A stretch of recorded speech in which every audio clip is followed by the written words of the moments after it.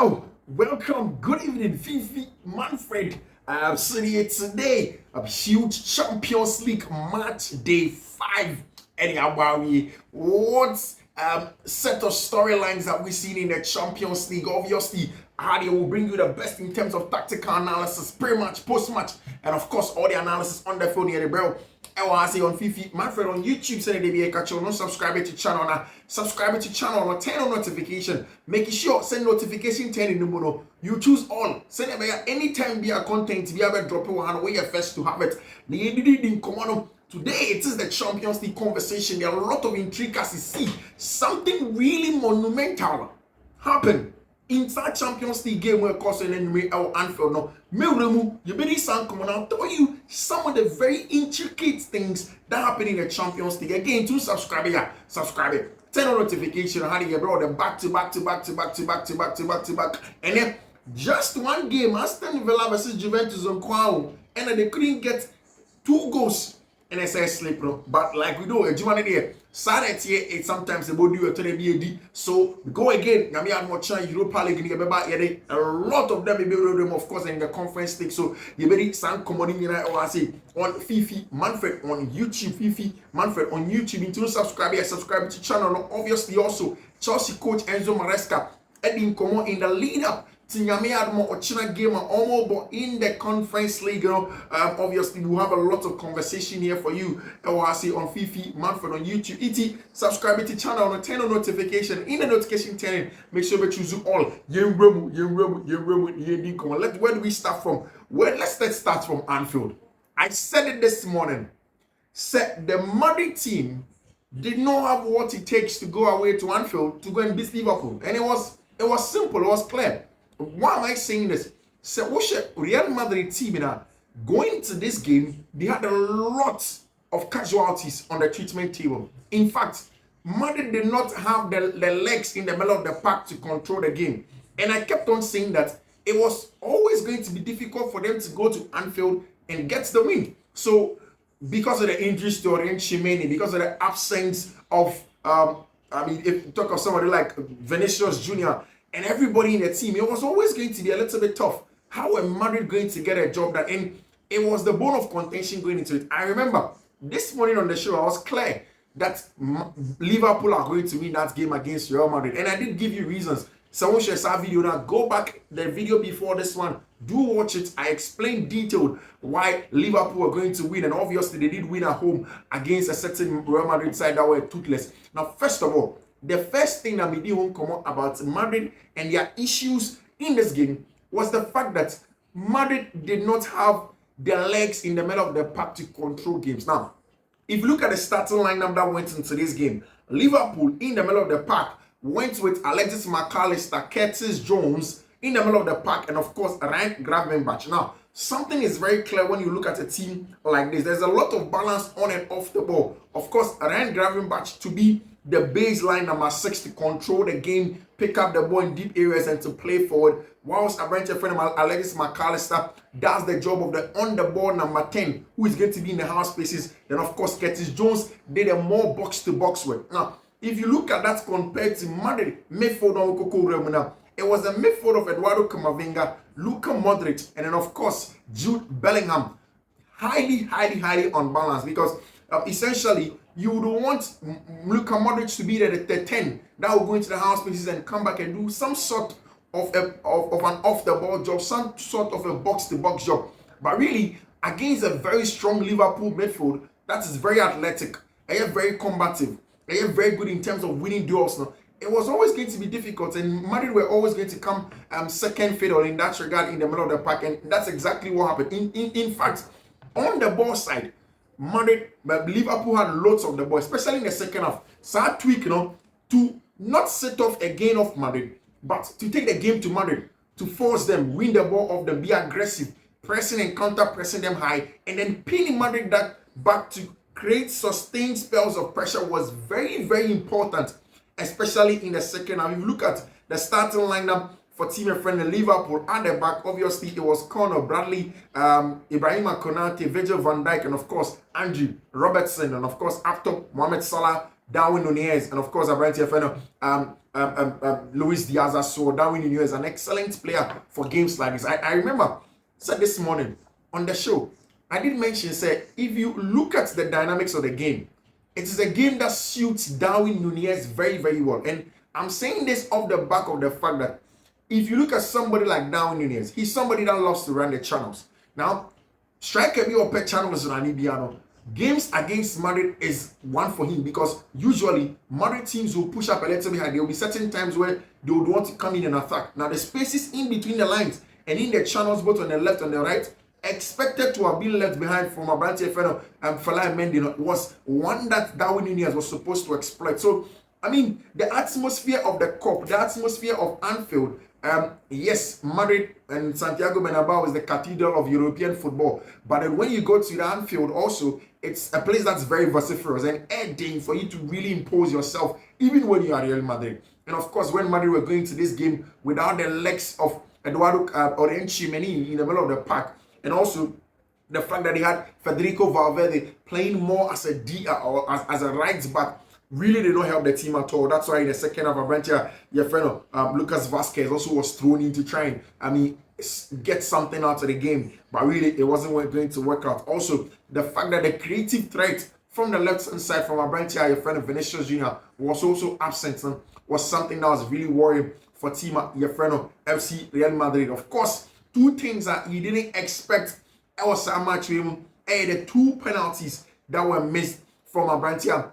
One from Kylian Mbappe, the other one from Mohamed Salah. And of course, also Mohamed Salah in the touchlines. Then the wife ended the battle of Hodom, looking on at Mohamed Salah, hoping that Mohamed Salah would have buried that one. But then Mohamed Salah wasn't able to do that. And for me, I think that the whole show for Liverpool was run by Curtis Jones and Alexander McAllister. They were superb in the middle of the pack. And Jude Bellingham really could not have a sniff. And I'm thinking that it's more about the intensity of the game. It's more about the principles, the pressing and counter pressing, the aggressive nature, and the fact that you want it, man. I've said it several times here. That football is essentially about what you do. If you want to win a game, it's about what you do without the ball. What you do with the ball, it's just like you playing the game. But the real job is done when you don't have the ball, and that's what Liverpool were able to do today. And of course, it was a little bit sad. Brentford fan Kylian Mbappe, penalty. Jude Bellingham mentioned about having Steven Gerrard X performance, wasn't either a James Milner performance, and that's what the Liverpool fans are saying. Of course, Ibrahima Konate, solid job at the back from Brentford fan Ibrahima Konate, and then Brentford fan Virgil van Dijk, Conor Bradley, AKP, Brentford fan Kylian Mbappe out, and he was able to move up and then create a chance and then create an assist over there. One assist for Conor Bradley, 9 recoveries, 7 over 11 duels, aerial duels 100%. Pass accuracy 85%. Number of Mbappe's pocketed 1. Of course, the Liverpool fans know truly. The Real Madrid fans obviously coming there, and I've said it several times that Madrid, when it comes to the Champions League, aren't doing well enough. And what a story the Irish goalkeeper has had, Caroline Kelleher, especially because of the fact that Madrid, Liverpool #1 goalkeeper Alisson Becker was in the stands, not fully fit to come in. And for a second choice goalkeeper, Caroline Kelleher has been exceptional. Almost every time that he has been called on to do the job for Liverpool, Kelleher has been top notch. And again, yes, you can say it was a poor penalty for Kylian Mbappe, but the fact that Kelleher dived to the right side and then of course was able to get there fast enough to save that penalty, you give a lot of credit to our Brentford friend Caroline Kelleher. He's the first Liverpool goalkeeper to save penalties in 2 consecutive games in well over 115 years of the club's history. What a piece of record there for Abrantia Ifenikala. And of course, on the Champions League table, it means that Liverpool have played 5 games in the Champions League. We need all 5. Almost 100% record in the Champions League. I don't think there is any other club in the Champions League this season our 100% record. No matter 12 goals and we conceded 1 goal. And then no goal conceded in the Champions League. And it tells you how solid Liverpool have been this season. Our Champions League, and you want to give them a lot of credit. Of course, the job that has been done by Coach Arne Slot has been one of the best for Liverpool, and I think that they have been very, very brilliant in that regard. Kelleher deserves a lot of credit. Jude Bellingham and Mbappe currently competing for the silkiest player as it stands now. Liverpool got the job done, and then of course the cup was really buzzing over there. So Liverpool getting the job done. Of course, in other games there were huge results free other matches by other match centers all across Europe that we'll have conversations over here on Fiifi Manfred on YouTube. Like I did say, someone subscribe to the channel now. Make sure you do so. Subscribe to the channel and turn on notification. A very imperative part of the Of course, from the Champions League area, we realized and then there was Aston Villa playing against Juventus, a game that was supposed to be keenly contested, and it was. If you look at Aston Villa at home at Villa Park, I think that Villa Park probably has the best atmosphere our Champions League game this season. When I go home and I tried to sit down and watch, you could really feel the atmosphere of Villa Park. Our Champions League game this season, it was solid, but a no goal in the last minute. There was supposed to be a goal from Diego Carlos for Aston Villa, but really that goal did not stand. And the referee for the day did chalk it off El Honam. Of course, another excellent set of story this afternoon. What happened? Our Netherlands, PSV Eindhoven, stayed in Eindhoven and then beat team that's called Shakhtar Donetsk by 3-2. What a game that was our Eindhoven, our PSV Eindhoven boy. Of course, the Lille continue with excellent performance in the Champions League. Away to Bologna to go and beat Bologna by 2-1 in the Champions League. This time, no goal from Abrantia, your friend Jonathan David, but then 2 goals from Macau. Excellent set of goals from Abrantia friend Macau, making it 2-1. But then the huge story was in Monaco in France. You see, it was simple. Mohamed Salisu, Monaco team, were in control. In fact, cruise control in that team, in that game, until an excellent 2 assists from legend of football and Argentine football, Angel Di Maria, made it 3-2 against the French side. So this is the very first time that Monaco are tasting defeat in the Champions League this season. Not a good one for them at all over there. And of course, earlier in the day, you see from Mokoko, Seo Gurasi, and then of course, Beyond Gittins made it 3-0 against against Dynamo Zagreb for FC Dortmund. The Nuri Sarin team seems to be getting one real form, playing some good football, controlling the game and really going into it. So I think that they did an excellent job. In that regard. Before this tonight's set of games, now this is how that Champions League table at here. Of course, it was the Liverpool that were there, and now they've gone up five games, 5 wins. Liverpool 15 points in the Champions League as it stands now. From another games that cost with Bayern winning, Paris Saint-Germain dropping points, and all of those stuff that cost on now on the Champions League table. This is exactly how it looks like on the Champions League table. Liverpool, a perfect record, but see what a season Arne Slot is having. Who would have thought?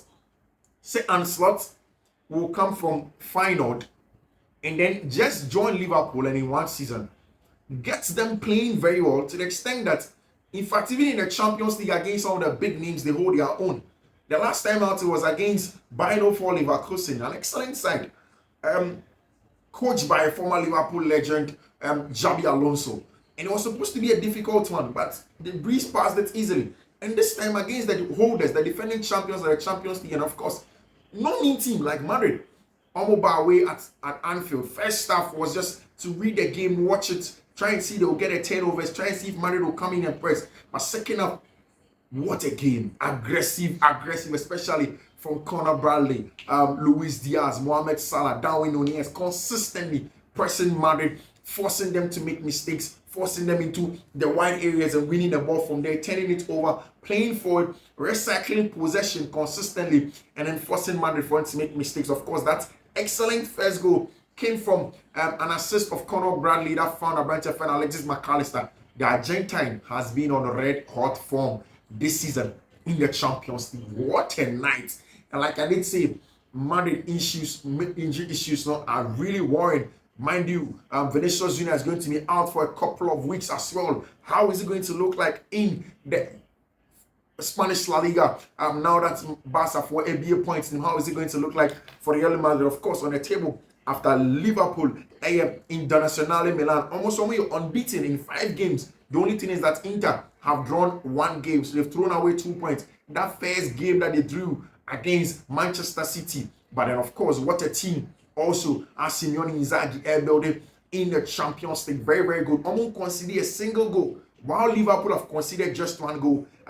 Inter Milan have not considered a single goal in the Champions League. FC Barcelona, after that match day 2 or match day 1 defeat to Monaco, after that red card to Eric Garcia, they seem to have found themselves again, and they've been unbeaten since those matches. So in 4 games, Barca have won all 4 and lost the first one. So with 12 points and in 3rd position, and it means that the automatic top spots, they are being picked.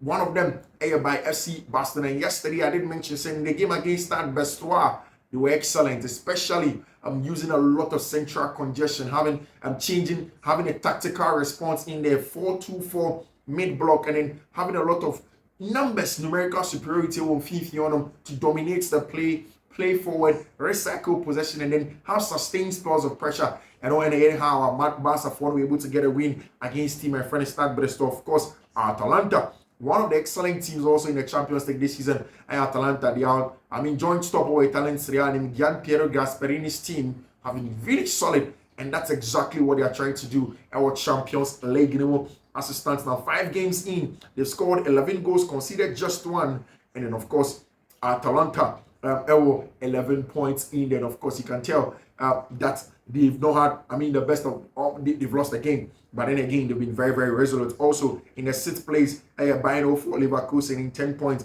Arsenal 10 points. Obviously AS Monaco losing their game today also in 10 points. So the automatic qualified teams now, as it stands now, with 3 more games to go, Liverpool, Inter, Barcelona, Dortmund, Atalanta, Bayern Leverkusen, Arsenal, Monaco are all in there. Whilst the playoff teams now, Aston Villa, Sporting CP, Brest, Lille, Bayern Munich, Benfica, Atletico de Madrid, AC Milan, Manchester City, PSV Eindhoven, Juventus, Celtic, Feyenoord, Club Brugge, and then of course Dynamo Zagreb with FC Real Madrid at the bottom. So Madrid are in a hugely precarious situation. If they don't take care, there is going to be Atalanta versus Real Madrid. These are all games that can come in the Champions League, especially that Atalanta one that will come this weekend. Madrid will be going to play against Getafe at home in the Spanish La Liga at the Estadio Grande Santiago Bernabeu. There's going to be Athletic Bilbao away to Madrid right after the Getafe game. There's going to be Girona the next 3 games. No, I don't know. Then they go back and play in the Champions League on the 10th of December. Madrid will play in the Champions League against Atalanta. After that, that's going to be the Champions League for the year 2024. The last one for the year 2024. In 2025, there is one against RB Salzburg, also a struggling team. And there's also one against Stade Brest. So there is Salzburg, there is Brest, and then of course Atalanta. Atalanta looks like the most difficult one for Madrid. But apart from that, I think that Madrid can really navigate the rest of the games that are going on. But they are not in a good place at all in the Champions League. Liverpool, on the other hand, this weekend, against the struggling Pep Guardiola's Manchester City, who drew their game 3-3 in the Champions League. Liverpool, Man City. There's going to be Newcastle, Liverpool, Everton, Liverpool. Wow. The next 3 set of games for Liverpool really will tell where Arne Slot is as a manager. And of course, after that, Liverpool go away to Spain to go and play in the Gran Canary Islands to go and play against Girona. And then, of course, as their final game in the Champions League for 2024, then in 25, Liverpool is going to play against Lille. And then, of course, they also play against PSV. It looks as if Liverpool will go through the group stage or the league phase of the Champions League this season without losing a single game, because the Lille, Girona, and then of course PSV looks like teams that Liverpool can really hold their own against them. And of course, the analysis you may see on Fiifi Manfred on YouTube.